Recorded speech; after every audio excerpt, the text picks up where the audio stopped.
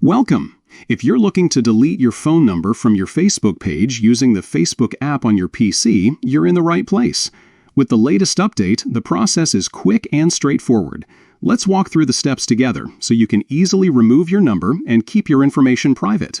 First, open the Facebook app on your PC. Once you're logged in, look towards the top right corner of your screen. You'll see your profile photo. Go ahead and click on it. This will bring up your profile menu and give you access to your personal page. Now that you're on your page, look for the About section. Click on About to open up all the details Facebook has saved about you. This is where you can manage your personal information, including your contact details. Within the About section, find the area labeled Contact and Basic Info. This is where your phone number is stored.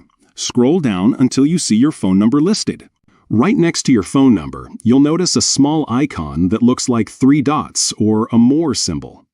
Click on this icon to open a menu of options related to your phone number.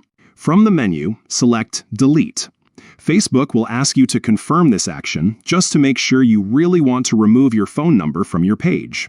Click Confirm to complete the process. And that's it. Your phone number is now deleted from your Facebook page.